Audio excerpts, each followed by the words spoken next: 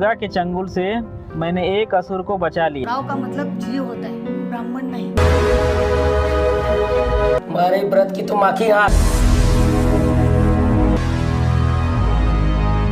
Media में कितना आता है कितना नहीं आता है, ऐसे ही नहीं आप लोगों को गोदी मीडिया भी किसी भी चुनावी पार्टी का समर्थन नहीं कर रहे हैं। जहां तक कांग्रेस का सवाल है, कांग्रेस है कहां इस गेम में? वो एक्टिवली हमारे आंदोलन को क्रश करने में, हमारे आंदोलन को रिप्रेस करने में, उसका दमन करने में जो सबसे आगे थी, उन दोनों पॉलिटिकल पार्टीज हमारे निशाने पे सबसे पहले। बीएसपी और कौन सी पार्टीज इन दिल्ली में, जो भी ये जो चुनावबाज पार्टी है, इनमें से इनके पास सबके पास तो मौका था ना, ये समर्थन देती। इनमें से किसी एक ने समर्थन नहीं दिया सिवाय एक पार्टी के जिसने लिखे। पास ये मौका है कि हम अपने बहिष्कार कैंपेन के जरिए इनको ये बताएं कि हम और हमारी मांगों की अनदेखी करोगे तो आज दो पुलिस का स्टेटस है दिल्ली के अंदर, जहाँ पे मिनिमम वेज करीबन 20,000 रुपये है, वहाँ पर इन लोगों को 5 से 9,000 रुपये में काम कराया जाता है। और वो काम भी नहीं, वो ऐसा काम नहीं है जो 2 बजे तक ख़त्म हो जाए। इनसे इलेक्शन बूथ का भी काम कराया जाएगा। जब कोविड का मारामारी फैलेगा, उस कोविड में भी इनके ऊपर ये काम दिया जाएगा कि आप जाइए, आप जाके लोगों को अवेयर करिए, टीकाकरण के बारे में बताइए। और इस तरह का जितना काम है वो ये सारे महिलाओं के कंधों के ऊपर डाल दिया जाता है। बेगार जो होता है, जिसको हमारा कॉन्स्टिट्यूशन कहता है कि बेगार की कंडीशन में इन लोगों से काम कराया जा रहा है। जाहिर सी बात है कि इन लोगों ने, वर्कर्स ने, बहुत शानदार, ये महिलाओं ने पहले सरकार से बातचीत करने की कोशिश की, साल भर साल लिखा, काफ़ी, ये कोई स्ट्राइक इनका पहला स्ट्राइक नहीं था, कल्मिनेशन आप कह सकते हैं कि बहुत सालों की स्ट्रगल का रहा। इन्होंने एक नोटिस दिया, लीगल नोटिस, कि सर देखिए, अब हम लोग इतने कम वेतन में काम तो इतना सारा नहीं कर पाएंगे, हमें अपना घर चलाना है, हमें अपना गुजारा करना है, और हम कोई वॉलंटियर नहीं है आपके, हम मजदूर हैं, हम वर्कर हैं, हमें वर्कर की तरह आप देखिए, हमें भी मिनिमम वेतन 20,000 जो है उससे हमें ज़्यादा 24,000 हमें दिया जाए, जो इनकी डिमांड्स थी। उसमें लीगल नोटिस सरकार को इन्होंने दिया। लेकिन उसके बाद पूरा एक साइकिल रिप्रेशन का आप कहें तो शुरू हुआ। सबसे पहले जो जॉइंट डायरेक्टर हैं नवलेंद्र कुमार जी, जो women and child development department के ही दिल्ली सरकार के हैं, वो एक भाषण देते हैं, एक स्टेटमेंट देते हैं, जिस स्टेटमेंट में वो कहते हैं कि अब मुझे ये महिलाओं से कुछ डील नहीं करना, terminate them immediately. How many terminations have come? 500 termination मुझे अभी चाहिए। और ये महिलाओं ने लॉ में, लीगली उन्होंने नोटिस दिया था कि हम जा रहे हैं, और जस्ट इनकी डिमांड्स थी। उसके बाद 11,000 महिलाओं को शो कॉज नोटिस मिलता है। और शो कॉज नोटिस क्या है?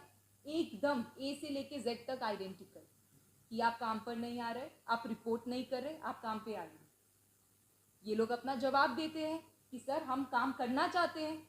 यह सरकार स्ट्राइक को वर्कर्स अपने आप बंद कर देते हैं, और खुद यूनियन कहता है कि आप ज्वाइन बैक करिए, ड्यूटीज़ रिज्यूम करिए।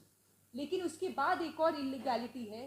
अब आप देखिए, महिलाएं हैं जो हमारे लिए रोज़ दौड़ धूप करती हैं, उसके बाद एक और इलीगैलिटी है, इनको कहा जाता है वापस आने के लिए एक अंडरटेकिंग दीजिए कि you will never go on any strike in future. How is this legal? यही सवाल हम लोग कोर्ट में भी पूछ रहे हैं। अंडरटेकिंग्स के बाद फिर भी टर्मिनेशंस होते हैं, और mass termination, an mass termination of 900, over 900 workers and helpers. और अभी ये केस दिल्ली हाई कोर्ट में चल रहा है। जब ये केस दिल्ली हाई कोर्ट में पेंडिंग है, तो बीच बीच में दिल्ली सरकार नोटिस निकालता रहता है, वैकेंसीज लाता रहता है, कहता है कि हम नई बहाली कर रहे हैं। और ये सब के नोटिस को लेके हम लोग जब कोर्ट में गए, हमने कहा कि जब हमारा मैटर पेंडिंग है और हम इस बात को इस्टेब्लिश कर सकते हैं कि ये पूरा इलीगल टर्मिनेशन है, क्योंकि स्ट्राइक करने पे टर्मिनेट नहीं किया जा सकता, ये किस तरह का गुनाह है। और कानून खुद इस बात को कहता है, इतने सारे प्रेसिडेंट्स हैं कि अगर वर्कर स्ट्राइक पे जाएगा और वर्कर ने आपको पहले से नोटिस दिया है और वर्कर का जस्टिफाइड डिमांड है, आप उसको टर्मिनेट नहीं कर सकते। बहरहाल इनको, हम लोगों को कोर्ट में ये आश्वासन दिया जाता है कि फिर अभी जब तक ये मैटर चलेगा नई बहाली नहीं होगी। लेकिन बीच बीच में वर्कर के मोराल को डाउन करने के लिए, हैरेस करने के लिए ये सब चीज़ें अभी चल रही हैं। और फिलहाल अभी कोर्ट में आर्ग्यूमेंट्स के लिए मैटर है, उसके ऊपर मैं बहुत डिटेल में नहीं बताऊंगी क्योंकि अभी वो कोर्ट का सब्जेक्ट है। लेकिन एक चीज़ बहुत साफ है कि क्या सवाल ये पूछना नहीं जाना चाहिए कि आपके डेमोक्रेटिक नेशन के अंदर, इंडिपेंडेंट आज़ाद मुल्क के अंदर आज भी कुछ ऐसी महिलाएं हैं जिनको मात्र 8,000 रुपये में उनसे आप 8 घंटा भी नहीं 12 घंटा का काम कराएंगे।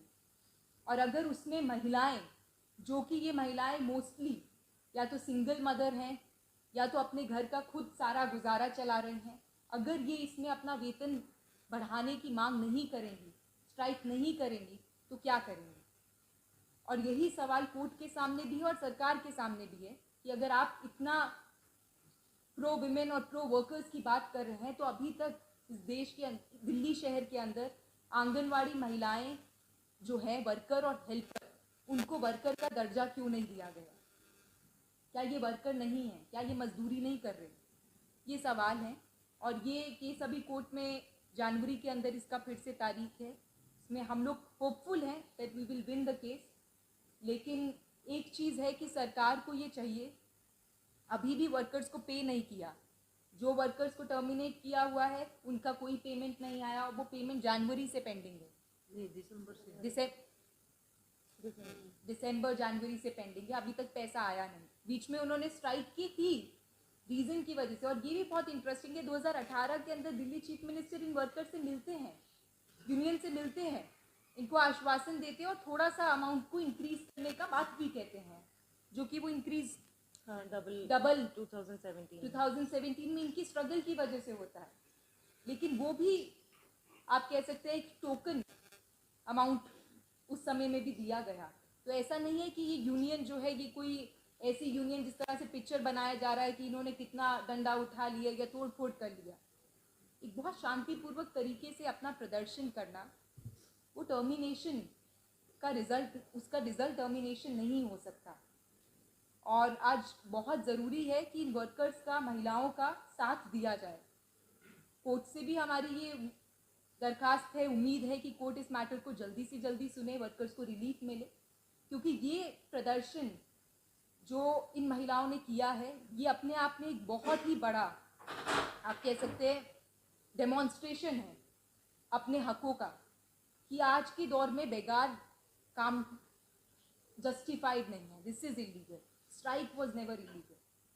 और यही कोर्ट का अभी पूरा मैटर पेंडिंग है। इस पर अगर कुछ सवाल हो तो पूछा जा सकता है। मामला भी कोर्ट में है तो इसके बावजूद आप मैटर को उठा रहे हैं, आपको नहीं लगता कि इसमें जो है कि आपका जो है कि तरफ थोड़ा कमजोर हो सकता है आपकी जो कोर्ट में, आपका पक्ष जो है? नहीं, बिल्कुल भी नहीं। देखिए, मेरा तो ये मेरी पर्सनल ओपिनियन है, हमारी यूनियन की भी यही ओपिनियन है। असली लड़ाई तो देखिए सड़कों पर ही लड़ी जाती है और सड़कों पर ही जीती जाती है। कोर्ट हम इसलिए भी गए हैं क्योंकि आपने सवाल अच्छा पूछा है। मतलब क्योंकि मैं तो एक एक्टिविस्ट हूँ, मैं अपने नज़रिए से बात करूँगी, हमारी लॉयर अपने नज़रिए से बात कर सकती हैं। पिछले लंबे समय में देखिए हिंदुस्तान में जुडिशरी का रवैया, अभी पिछले लंबे समय भी भूल जाइए, पिछले 1 महीने का हम इतिहास उठाकर देख लें। जीएन साई बाबा का मैटर सुप्रीम कोर्ट के सामने आया, आप जानते हैं बहुत हाई प्रोफाइल मैटर है, उनके ऊपर माओवादी होने का आरोप है। सुप्रीम कोर्ट सैटरडे को स्पेशल बेंच बिठाता है, हमारे honourable chief justice UU Lalit ji special bench का गठन करते हैं जो 2 घंटे की लंबी सुनवाई करता है सैटरडे को, जो एक ऑफ डे है सुप्रीम कोर्ट का। छुट्टी के दिन सुप्रीम कोर्ट बैठकर किस चीज पर फैसला देने जा रहा है कि जीएन साई बाबा और जो उनके समेत 5 लोग थे वो रिलीज ना हो पाए, क्योंकि उससे पहले बॉम्बे हाई कोर्ट की नागपुर बेंच ने उनको रिलीज करने के ऑर्डर्स दिए थे। सुप्रीम कोर्ट ने दिया, मैं आगे आऊंगी। हम देखते हैं अभी 2 महीने 2.5 महीने पीछे जाकर देखिए, बिल्किस बानो मामले में जो 2002 में गुजरात में नरसंहार हुआ, उसमें बिल्किस बानो सामूहिक बलात्कार और हत्या का मामला था, जिसमें 11 हत्यारों और बलात्कारियों को कोर्ट रिहा कर देती है। क्यों? क्योंकि सरकार को लगा कि अच्छा इन्होंने तो जितना टर्म था इनका कर लिया, इनका बड़ा अच्छा बिहेवियर है, इनको वो कर दो। वो बाहर आते हैं तो बीजेपी के गुंडे उर्फ नेता, बजरंग दल और वीएचपी के गुंडे उनको मालाओं से उनका स्वागत करते हैं। कोई ताज्जुब की बात नहीं है, बलात्कारियों की पार्टी बलात्कारियों का स्वागत करती है, ये हम समझते हैं, इसमें कोई प्रॉब्लम नहीं है। लेकिन कोर्ट का रवैया देखिए।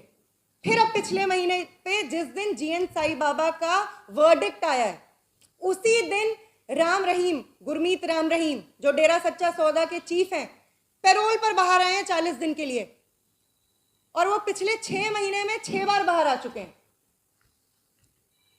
ये है इस देश की जुडिशरी का रवैया। जाहिरा तौर पे हम कोर्ट गए क्योंकि हम जुडिशरी के जरिए भी ये दिखाना चाहते हैं कि अगर आप वाकई वर्कर्स के हक में न्याय देने का दावा करते हो, अगर आप वाकई कहते हो कि कानून तो देखिए अंधा होता है, कानून तो एविडेंस पे चलता है, कानून सबूतों पे चलता है, कानून पक्षपाती नहीं है, अगर आप सच में ये आप कहते हो तो आपके पास मौका है, आप करके दिखाओ। क्योंकि एक ये बात तो सच है ना, एक बहुत बड़ा भ्रम हमारे देश में आम लोगों के बीच में, आम नागरिकों के बीच में भी और आम कर्मचारियों के बीच में, मजदूरों के बीच में भी, कि कहीं आपकी सुनवाई हो ना हो, कोर्ट में आपकी सुनवाई जरूर होगी। ये एक है, भ्रम है।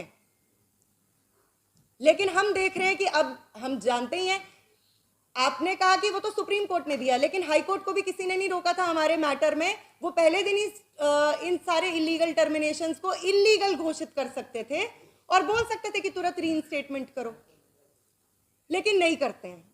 क्योंकि हमें भूलना नहीं चाहिए, हम एक ऐसे सिस्टम में जिंदा है, हम ऐसे सिस्टम में जी रहे हैं जिसको पूंजीवाद कहते हैं। यहाँ न्याय व्यवस्था भी पूंजीवादी है, इसका एक क्लास कैरेक्टर है, इसका एक वर्ग चरित्र है। और ये जो आज का दौर है और पिछले 8 साल, जब से 2014 से मोदी सरकार हुकूमत में है, तब से तो ये चरित्र जुडिशरी का एकदम बेपर्द हुआ है। आज कौन नहीं इसके बारे में, अब मीडिया में कितना आता है कितना नहीं आता है, ऐसे ही नहीं आप लोगों को गोदी मीडिया भी कहा गया है। मैं मानती हूँ कि सारे लोग ऐसे नहीं हैं, जाहिरा तौर पे आप कवरेज करते हैं। हमारे स्ट्रगल की भी बहुत सारे मीडिया के साथियों ने कवरेज की, ना सिर्फ कवरेज की बल्कि हमें पर्सनली, इंडिविजुअली कहा कि हम आपके स्ट्रगल को सपोर्ट करते हैं। मैं ये बता रही हूँ, बहुत सारे ऐसे मीडिया के साथी हैं, वो काम कर रहे हैं, रोजी रोटी का सवाल है, पापी पेट का सवाल है। लेकिन ये सारी चीज़ें तो इस वक्त क्लियर है। इसलिए आपके सवाल पर वापस आती हूँ। बात सच है कि हमारा कोर्ट में मैटर सब जुडिस है, लेकिन ये हमें सड़कों की लड़ाई करने से नहीं रोकता है। और हमने हमेशा कहा, हमारी union Delhi state anganwadi workers and helpers union ने कहा है, हम संघर्ष के दहन पात्र में बनी हुई एक यूनियन है, वहीं से निकले हैं, वो स्ट्रगल लीड करेंगे। और आने वाले दिनों में भी, क्योंकि अब एमसीडी इलेक्शंस हैं, ये स्ट्रगल एक नए मकाम पर पहुंचेगा। और हमें भूलना नहीं चाहिए कि मार्च में जब इन्होंने एस्मा हमारी स्ट्राइक पर लगाया था, तब इनको भी नहीं पता था कि एमसीडी के इलेक्शंस तब नहीं होंगे। तब तो ये भी मान के चल रहे थे, आप याद कीजिए, पहले एमसीडी के इलेक्शंस मार्च में ही होने वाले थे, अप्रैल में होने वाले थे, लेकिन जो कोड ऑफ कंडक्ट था वो उसी टाइम लगने वाला था जब हमारी स्ट्राइक चल रही थी। इसीलिए तो इन्होंने आनन फानन में घोषणा कर दी थी 25 फरवरी को इंक्रीमेंट की, जिसके बावजूद स्ट्राइक चल रही थी। नहीं लगेगा, तोड़ेंगे इस बार।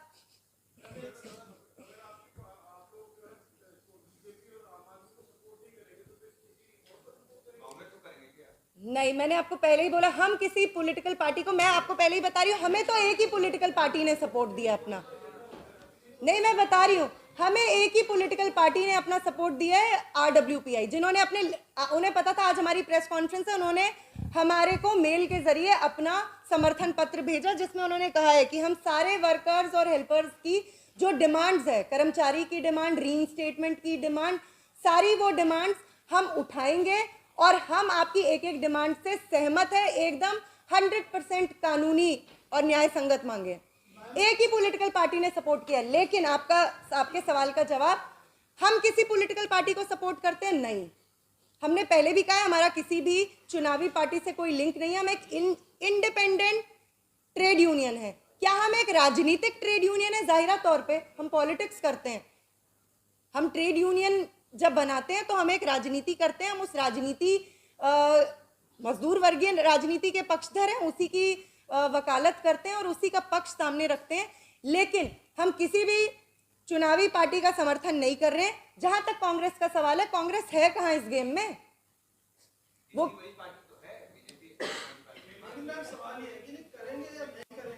हम उन्हें सपोर्ट नहीं कर रहे हैं, हम उन्हें सपोर्ट नहीं कर रहे हैं और हम उन्हें सपोर्ट नहीं कर रहे हैं, ना हम उनके बहिष्कार का कॉल दे रहे हैं। ये तो लोगों को तय करना है कि उनके लिए कांग्रेस ने कितना काम किया। जब मैं आपको खुद ही बता रही हूं कि 1975 से जो आंगनवाड़ी की स्कीम पूरे देश में चल रही है, वो इसी कांग्रेस ने बेगारी की व्यवस्था, जैसे कि हमारी लॉयर कंवलप्रीत ने भी बताया, बेगारी का ये सिस्टम तो कांग्रेस ने ही लागू किया है। लेकिन हम हर कैंपेन का कोई ऑपरेटिव पार्ट होता है। हमारे कैंपेन का ऑपरेटिव पार्ट ये है कि जो दो पार्टियां एक्टिवली हमारे आंदोलन को क्रश करने में, हमारे आंदोलन को रिप्रेस करने में, उसका दमन करने में जो सबसे आगे थी, उन दोनों पॉलिटिकल पार्टीज वो दोनों पॉलिटिकल पार्टीज हमारे निशाने पे सबसे पहले हैं। हम बहिष्कार नहीं कर रहे हैं, इनका बहिष्कार कर रहे हैं। बिल्कुल, हम समर्थन किसी का नहीं कर रहे हैं। एक सवाल ये भी है कि अगर किसी भी दिल्ली सरकार आपकी जो मुख्य मांग है अगर वो मान लेती है तो आप समर्थन करेंगे? नहीं, बिल्कुल नहीं करेंगे, बिल्कुल नहीं करेंगे, नहीं करेंगे, बिल्कुल नहीं करेंगे। क्यों? क्योंकि कोई भी अगर वो ट्रेड यूनियन वाकई में मजदूरों के हकों की हिफाजत करती है, उनके इंटरेस्ट को रिप्रेजेंट करती है, तो वो सिर्फ अपने सेक्शनल, अपने विभागीय मांगों तक सीमित नहीं रहती है। इन तमाम पार्टीज का आमतौर पे मजदूर आबादी, आमतौर पे वर्किंग क्लास के प्रति क्या रवैया है, ये भी एक कारण है कि हम इनमें से किसी का सपोर्ट नहीं करते हैं। सिर्फ हमारा मसला नहीं है, हमारे मसले की वजह से तो ये सूली पे चढ़े हैं, इसीलिए इनका बहिष्कार हो रहा है, लेकिन समर्थन हम नहीं करेंगे।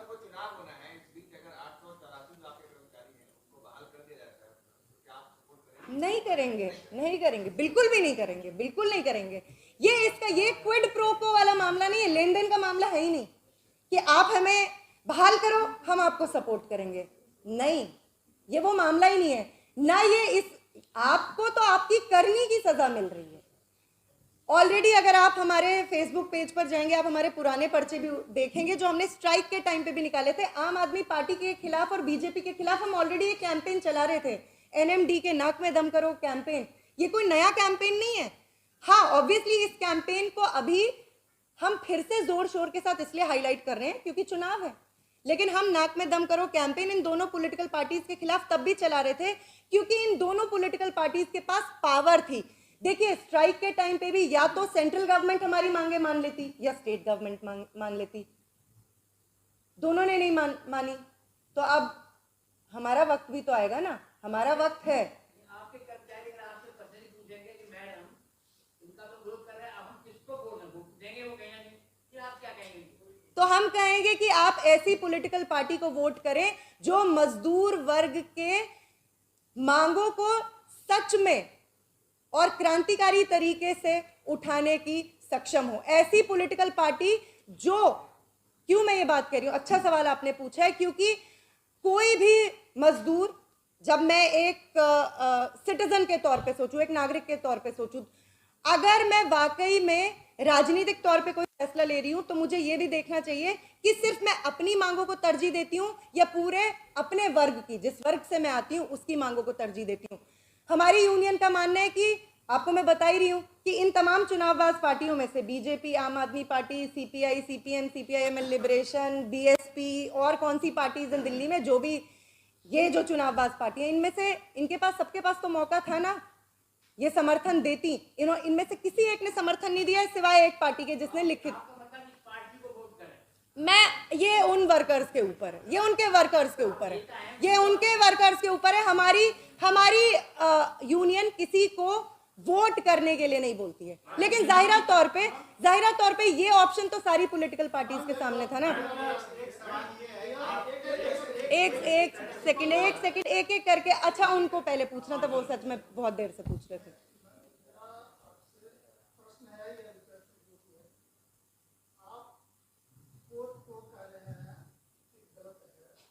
मैंने ऐसा नहीं कहा, मैंने गलत नहीं कहा, मैंने गलत नहीं कहा, मैंने उनके चरित्र को खराब नहीं कहा। मैंने कहा कि आमतौर पे उनका चरित्र जन पक्षधर तो नहीं है, एक आध कुछ जजमेंट्स को छोड़ के।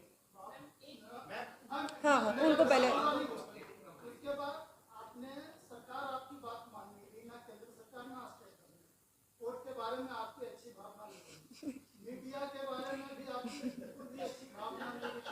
नहीं, अगर अच्छी भावना नहीं होती तो हम प्रेस कॉन्फ्रेंस क्यों रखते हैं? आप बताइए, आपको बेइज्जत करने के लिए थोड़ी यहाँ बुलाएंगे सर। आपने अपने ऊपर क्यों ले ली बात? बिल्कुल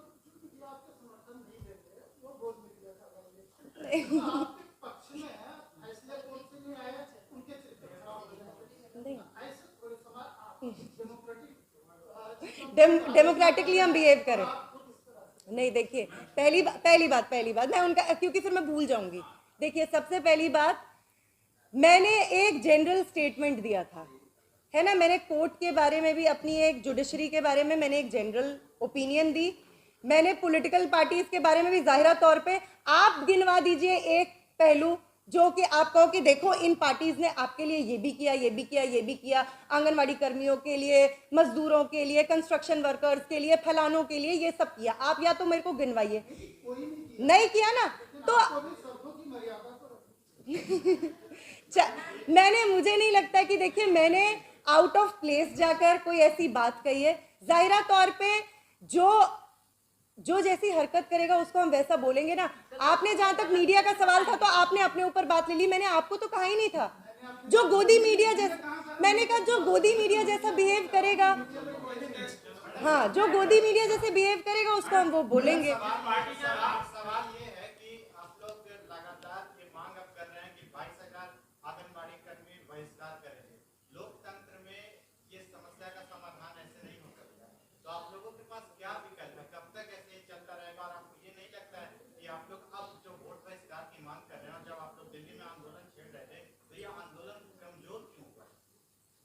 नहीं, पहली बात तो ये है कि आंदोलन तो हमारा अभी भी चल रहा है। आंदोलन को तो मैं बिल्कुल कमजोर नहीं मानूंगी। हमारा तो आंदोलन कभी कमजोर नहीं हुआ।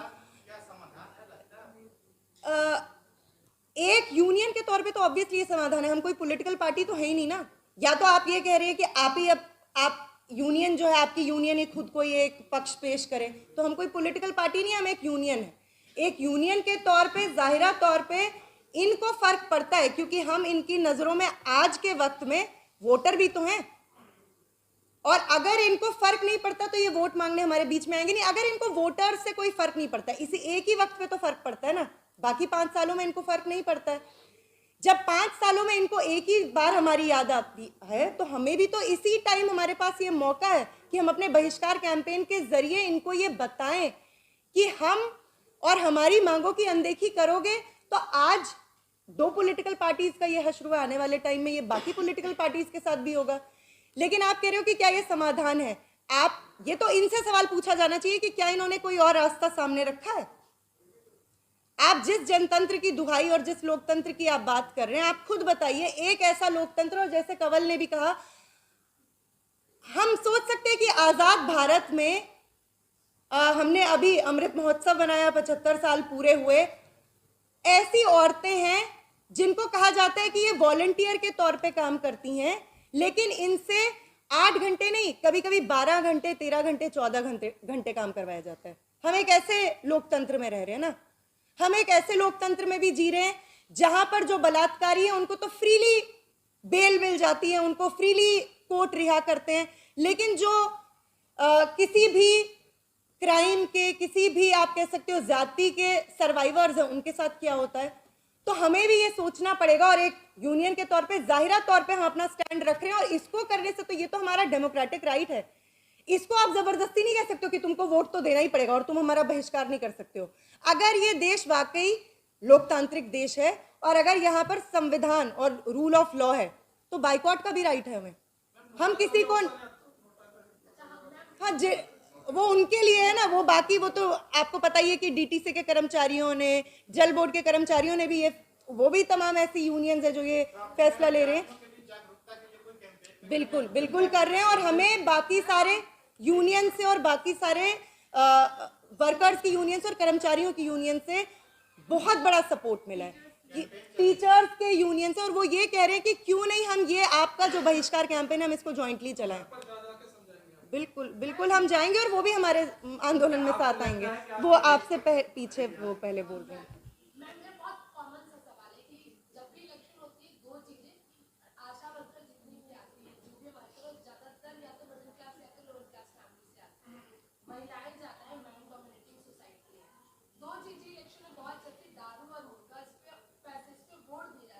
पैसा भी चलता है।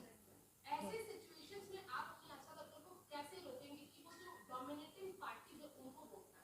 देखिए, हमारी आशा वर्कर्स की तो हमारी यूनियन नहीं रिप्रेजेंटेटिव है, आंगनवाड़ी वर्कर्स और हेल्पर्स की, और हमारी बहनें तो इतनी जागरूक है, लेकिन मैं हाँ आम मजदूर आबादी, आम मेहनतकश आबादी और आम जो मेहनतकश महिलाएं हैं उनको भी मैं सच में ये कहूँगी, अच्छा सवाल था आपने जो पूछा है कि प्लीज़ जो ये आप, और ऐसा होता है, ये हर कोई जानता है कि पैसे के दम पर, दारू के दम पर वोट्स खरीदे जाते हैं।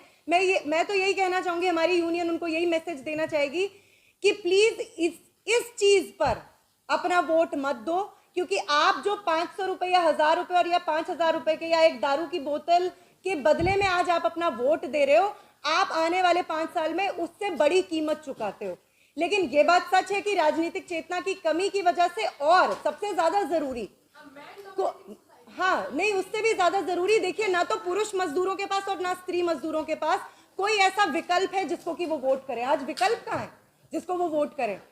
तो एक विकल्प की गैर मौजूदगी के कारण इस तरीके से वोटिंग होती है, जो जाहिरा तौर पर दिखलाती है कि किस तरीके की स्थितियां हमारे देश में मौजूद हैं।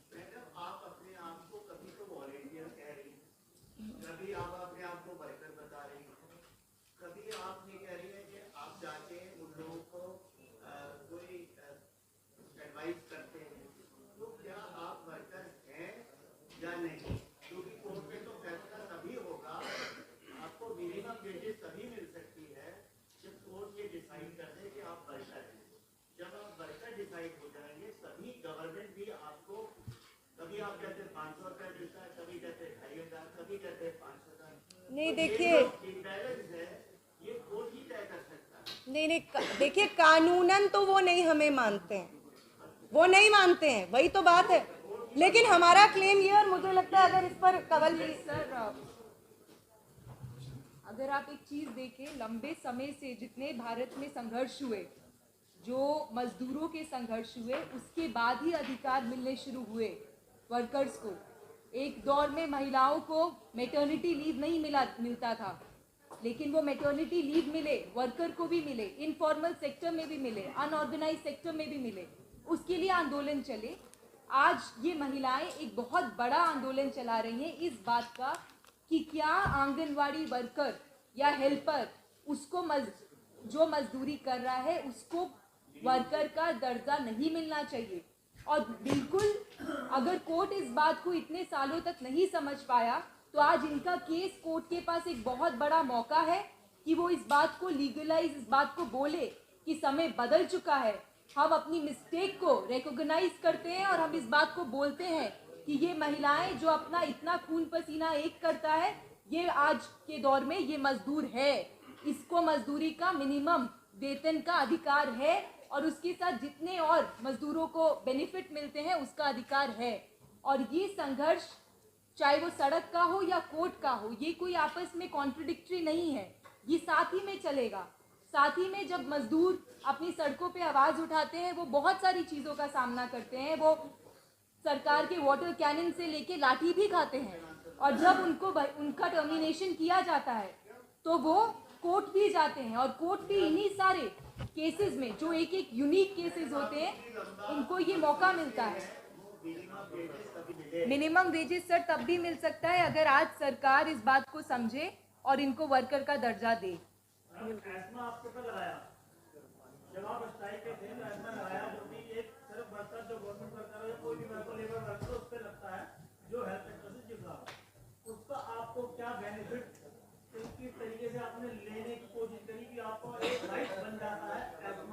है कि ये सारे लोग वर्कर नहीं है, they are just helpers, they are just volunteers. हम इनको क्यों पूरा वेतन दें, हम इनको क्यों 24,000 रुपए दें। और दूसरे समय पे जब ये स्ट्राइक पे जाते हैं, इनका इम्पोर्टेंस देखिए, ये लाइफ सेविंग काम करते हैं, इतना इम्पोर्टेंस है कि उसमें आप एस्मा लगाते हैं ताकि इनका काम चलता रहे। तो एस्मा तो आप तभी लगाएंगे अगर वो आपके लिए बहुत इंपॉर्टेंट काम कर रहा है, योगदान दे रहा है। तो आप भी कंफ्यूज हैं। आज सरकार के हाथ में, मेरे हिसाब से मेरा खुद यहाँ आना इसीलिए इनके हमारे यूनियन के सपोर्ट में यही था कि आज सरकार के पास मौका है, आज चुनाव का दौर है सर, चुनाव का ये दौर है जिसमें एक क्या ये सवाल नहीं उठना चाहिए कि अगर दिल्ली शहर के अंदर 900 से ज़्यादा महिलाएं वर्कर टर्मिनेटेड हैं, क्या ये चुनावी मुद्दा नहीं होना चाहिए? क्या ये किसी पार्टी का चुनावी मुद्दा नहीं होना चाहिए? ये मुद्दा बनेगा। सर आप मेरी बात मुझे खत्म करने सर उनको पहले बोल, हाँ हमारी पिटिशन में हमने इसको इंक्लूड किया है, हमने actually you should at least let us speak sir. ये आपसे कोई वो नहीं चल रहा वन ऑन वन डिस्कशन। हमारा बस इतना कहना है कि चुनाव एक ऐसा मौका होता है लोकतंत्र के अंदर जिसमें वो सारे लोग जो अपने एजेंडास को एजेंडा नहीं बनाते, जब सरकारी एजेंडा नहीं बनाते, आप उनको ये रिकॉग्नाइज करवाते हो थ्रू योर पावर, वोट के पावर से कि हम लोग हैं। और आज क्या आम आदमी पार्टी को या भाजपा को या अन्य पार्टियों को ये नहीं चाहिए कि इस मुद्दे को वो एक चुनाव का मुद्दा बनाए और बोले कि हम अपनी महिलाओं के, वर्कर्स के अधिकारों के साथ खड़े हैं, हम ये कानून लेके आएंगे और बोलेंगे कि हम तुमको वर्कर का दर्जा देंगे, हम तुमको मैटरनिटी लीव देंगे, हम तुमको मिनिमम वेज देंगे। तो यही बात है। एक सेकेंड अगर आपका डिमांड नहीं कर रहे तो आप लोग बॉयकॉट करेंगे, तो स्ट्राइक में चले जाएंगे, तो you will boycott work also when you are going on strike. या ऑब्वियसली